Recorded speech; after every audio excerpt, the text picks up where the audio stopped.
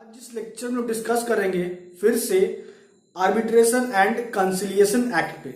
और आज जिस टॉपिक पे हम डिस्कस करने वाले हैं वो काफी इंपॉर्टेंट है, जुडिशियल पॉइंट ऑफ व्यू से भी इंपॉर्टेंट है और एलएलबी और बीएलएलबी के एग्जाम पॉइंट ऑफ व्यू से भी काफी इंपॉर्टेंट है, क्योंकि इस टॉपिक से हमेशा क्वेश्चन आपको देखने को मिलता है क्वेश्चन पेपर में। तो जिस टॉपिक का हम लोग बात कर रहे हैं वो है section 31 of this act. Section 31 deals with form and content of arbitral award. Arbitral award का क्या फॉर्म होता है और आर्बिट्रल अवार्ड में किन किन बातों का जिक्र किया होता है, इन सभी बातों की जानकारी आज आपको मैं इस लेक्चर के माध्यम से दूंगा। तो वीडियो को स्टार्ट करने से पहले अगर आप मेरे चैनल पे नए हैं तो नीचे दिए गए सब्सक्राइब बटन पे क्लिक करें, चैनल को सब्सक्राइब करें, बेल आइकन दबाएं ताकि आपको डेली लेक्चर मिल सके। अगर आपको कोई समस्या है लॉ से रिलेटेड तो आप कमेंट बॉक्स में कमेंट जरूर करें। तो चलिए स्टार्ट करते हैं बिना समय गवाए आज के लेक्चर को। तो सबसे इंपॉर्टेंट सेक्शन 31। सेक्शन 31 का जो सब सेक्शन 1 है हमें बताता है आर्बिट्रल अवार्ड के फॉर्म के बारे में, कि आर्बिट्रल अवार्ड का फॉर्म क्या होता है, इस बात की जानकारी आपको सब सेक्शन 1 देती है। अब क्या कहता है सब सेक्शन 1, देखिए कहता है कि आर्बिट्रल अवार्ड जब भी पास होगा, जब भी तैयार होगा ट्रिब्यूनल के द्वारा, तो वो हमेशा लिखित में होगा, ठीक है। और दूसरा पॉइंट कि arbitral award must be sign by the member of the arbitral tribunal, मतलब कि आर्बिट्रल अवार्ड पे सिग्नेचर दस्तखत होना आवश्यक है उन सभी सदस्यों का जो सदस्य हैं आर्बिट्रल ट्रिब्यूनल का, जिस आर्बिट्रल ट्रिब्यूनल ने उस आर्बिट्रल अवार्ड को पास किया है। अब आगे बढ़ते हैं, सबसेक्शन 2 पे आते हैं। सबसेक्शन 2 कहता है सबसेक्शन 1 को मद्देनजर रखते हुए अगर मान लीजिए आर्बिट्रल अवार्ड पास हुआ एक से अधिक आर्बिट्रेटर के द्वारा, तो उन सभी आर्बिट्रेटरों का सिग्नेचर उस आर्बिट्रल अवार्ड पे होना आवश्यक है। लेकिन अगर कोई कारण है जिस कारण के आधार पे किसी भी एक आर्बिट्रेटर का सिग्नेचर नहीं उपलब्ध हो सकता है उस आर्बिट्रल अवार्ड पे, तो उस कारण को बताते हुए ओमिट किया जा सकता है उस आर्बिट्रेटर के सिग्नेचर को उस आर्बिट्रल अवार्ड से। अदरवाइज अगर एक से अधिक आर्बिट्रेटर के द्वारा आर्बिट्रल अवार्ड पास हुआ है तो उन सभी आर्बिट्रेटर का सिग्नेचर आवश्यक है आर्बिट्रल अवार्ड पे। इस बात की जानकारी आपको सबसेक्शन 2 से मिलती है। आगे बढ़ते हैं, तीसरे पॉइंट में आते हैं। क्या कहता है कि आर्बिट्रल अवार्ड जिस ग्राउंड पे, जिस रीजन पे बेस्ड है, उस रीजन का जिक्र होना आवश्यक है आर्बिट्रल अवार्ड में। पहला, अब इसका जो अपवाद है वो बहुत इंपॉर्टेंट है। तो सबसेक्शन 3 जो है सेक्शन 31 का, उसका जो प्रोविजो है वो हमें यह बताता है कि कब ये आवश्यक नहीं है कि आर्बिट्रल अवार्ड में जिक्र हो रीजन का जिस रीजन पे आर्बिट्रल अवार्ड बेस्ड है। तो ऐसे 2 ही केसेस है। पहला कि अगर पार्टी टू आर्बिट्रेशन इस बात के लिए सहमत है कि रीजन बताने की आवश्यकता नहीं है। दूसरा केस है कि अगर आर्बिट्रल अवार्ड पास हुआ है on agreed term subject to section 30, मतलब अगर आर्बिट्रल अवार्ड पास हुआ है सेक्शन 30 के अनुसार आर्बिट्रेशन एंड कंसिलिएशन एक्ट का, तो फिर ऐसे परिस्थिति में रीजन बताने की आवश्यकता नहीं है जिस रीजन पे आर्बिट्रल अवार्ड बेस्ड है। आगे बढ़ते हैं, चौथा सबसेक्शन पे आते हैं। तो सबसेक्शन 4 क्या कहता है कि आर्बिट्रल अवार्ड में इस बात का भी जिक्र होना आवश्यक है कि किस डेट को आर्बिट्रल अवार्ड पास हुआ है। दूसरा, आर्बिट्रल अवार्ड में सबसेक्शन 4 के तहत इस बात की जानकारी आपको मिल रही है। दूसरा कि आर्बिट्रल अवार्ड में इस बात का भी जिक्र होगा कि जिस आर्बिट्रेशन में आर्बिट्रल अवार्ड पास हुआ है उस आर्बिट्रेशन का प्लेस क्या है, इस बात की भी जिक्र आर्बिट्रल अवार्ड में होगी। अब सवाल है कि प्लेस ऑफ आर्बिट्रेशन कैसे तय होता है।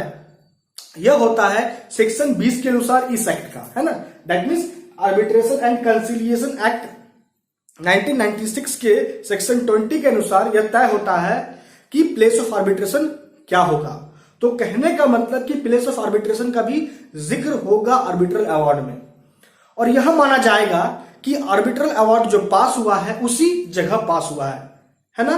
तो इतनी बात की जानकारी आपको सबसेक्शन 4 से मिल जाती है। आगे बढ़ते हैं बिना समय गवाए, सबसेक्शन 5 में आते हैं। सबसेक्शन 5 क्या कहता है कि जैसे आर्बिट्रल अवार्ड पास हुआ, आर्बिट्रल अवार्ड पास होने के बाद जो उसका साइंड कॉपी होगा, जिस आर्बिट्रल अवार्ड पे सिग्नेचर होगा आर्बिट्रेटर का या आर्बिट्रेटर्स का, वह साइंड कॉपी प्रत्येक पार्टी को दे दिया जाएगा जो पार्टी है टू आर्बिट्रेशन, है ना। तो इतनी बात की जानकारी आपको सबसेक्शन 5 से मिली। अब आगे बढ़ते हैं, सबसेक्शन 6 में आते हैं जो काफी इंपॉर्टेंट भी है। सबसेक्शन 6 क्या कहता है कि आर्बिट्रल ट्रिब्यूनल को यह पावर है कि वो इंटरिम आर्बिट्रल अवार्ड पास कर सकता है उस मैटर पे जिस मैटर पे ट्रिब्यूनल को पावर है फाइनल आर्बिट्रल अवार्ड पास करने का। तो मतलब क्या हुआ इसका, सबसेक्शन 6 एम्पावर कर रहा है ट्रिब्यूनल को कि वह पास कर सके इंटरिम या इंटरलोक्यूटरी आर्बिट्रल अवार्ड उस मैटर पे जिस मैटर पे फाइनल आर्बिट्रल अवार्ड पास हो सकता है। तो इतनी बात की जानकारी आपको सबसेक्शन 6 से होती है। तो यहां पे एक और जो इंपॉर्टेंट पॉइंट है वो आपको समझना जो जरूरी है वो यह है कि जब आपसे पूछ लिया जाएगा कि according to arbitration and conciliation act how many kinds of arbitral award, तो फिर आपको यह बताना है कि टोटल 4 प्रकार के होते हैं मुख्यतः आर्बिट्रल अवार्ड। पहला होता है फाइनल आर्बिट्रल अवार्ड, दूसरा होता है जैसा कि जिक्र किया गया है सबसेक्शन 6 में इंटरिम आर्बिट्रल अवार्ड, तीसरा होता है arbitral award on agreed term जिसका जिक्र आपको सेक्शन 30 में मिल जाएगा इस एक्ट का, और चौथा होता है एडिशनल अवार्ड जिसका जिक्र आपको सेक्शन 33 में मिल जाएगा, दिखने को मिलेगा इस एक्ट के। आगे बढ़ते हैं, सबसेक्शन 7 में आते हैं। सबसेक्शन 7 कहता है कि अगर मान लीजिए आर्बिट्रल अवार्ड पास हुआ, काफी इंपॉर्टेंट है समझिए बात को, अगर आर्बिट्रल अवार्ड पास हुआ है और आर्बिट्रल अवार्ड का संबंध है पेमेंट ऑफ मनी से, तो उस आर्बिट्रल अवार्ड के अंतर्गत उस सम ऑफ मनी पे जो भी इंटरेस्ट होगा वो भी इंक्लूड होगा आर्बिट्रल अवार्ड में। अब वो इंटरेस्ट का रेट क्या होगा ये तय करेगा आर्बिट्रल ट्रिब्यूनल, है ना। अगर आर्बिट्रल ट्रिब्यूनल तय नहीं कर पाया तो रेट ऑफ इंटरेस्ट होगा क्लाउज बी के अनुसार subsection 7 of section 31 rate of 2%। अब देखिए ये जो रेट ऑफ इंटरेस्ट फिक्स्ड हुआ है वो कितना पीरियड के लिए हुआ है, कब से कब के लिए होता है रेट ऑफ इंटरेस्ट फिक्स्ड। तो जिस डेट को काउज ऑफ एक्शन राइज हुआ है और जिस डेट को आर्बिट्रल अवार्ड पास हुआ है, इन दो टाइम के बीच में जो भी इंटरेस्ट होगा, चाहे वो पूरे पीरियड के लिए हो, चाहे वो हाफ पीरियड के लिए हो या 1/4 पीरियड के लिए हो, वो रेट ऑफ इंटरेस्ट तय होगा ट्रिब्यूनल के द्वारा। अगर ट्रिब्यूनल तय नहीं कर पाई तो क्लाउज बी के अनुसार एट द रेट ऑफ 2% माना जाएगा रेट ऑफ इंटरेस्ट। अब जो इंटरेस्ट है, रेट ऑफ इंटरेस्ट है, या यूं कहिए करंट रेट ऑफ इंटरेस्ट को डिफाइन किया गया इंटरेस्ट रेट में, एक्सप्लेनेशन में बताया गया इस बात को सबसेक्शन 7 का कि current of rate of interest को डिफाइन किया गया है, उसका मतलब वही है जो इंटरेस्ट एक्ट में बताया गया है। यहां पे जो रेट ऑफ इंटरेस्ट का जिक्र किया गया है उसका मतलब वही होता है जो रेट ऑफ इंटरेस्ट का मतलब होता है इंटरेस्ट एक्ट 1978 में, है ना। तो इतनी बात की जानकारी आपको सबसेक्शन 7 से मिलती है।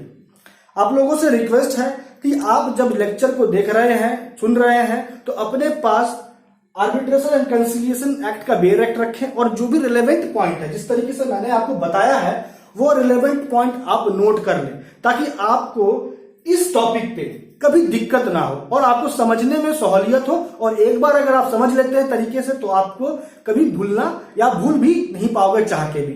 तो आगे बढ़ते हैं, अब आते हैं लास्ट सबसेक्शन पे, सबसेक्शन 8 पे, सेक्शन 31 का। अब कहता है कि जो कॉस्ट ऑफ आर्बिट्रेशन होगा ये तय होगा ट्रिब्यूनल के द्वारा। दैट मीन्स आर्बिट्रल ट्रिब्यूनल तय करेगी कॉस्ट कि क्या कितना खर्च हुआ है आर्बिट्रेशन में, और ये तय जो होगा ट्रिब्यूनल के द्वारा ये तय होगा अकॉर्डिंग टू सेक्शन 31A। तो इतनी बात की जानकारी आपको सबसेक्शन 8 से मिलती है। तो दोस्तों लेक्चर को हम लोग कंक्लूड करते हैं। तो आज इस लेक्चर में हम लोगों ने काफी इंटरेस्टिंग टॉपिक पे डिस्कस किया जो इंपॉर्टेंट भी है एग्जाम पॉइंट ऑफ व्यू से, जो है कंटेंट और फॉर्म ऑफ आर्बिट्रल अवार्ड, और इनके हर सबसेक्शन को हम लोगों ने स्पेसिफिकली डील किया। तो दोस्तों आज इस लेक्चर में इतना ही। आपका अब तक हमारे साथ बने रहने के लिए बहुत बहुत धन्यवाद।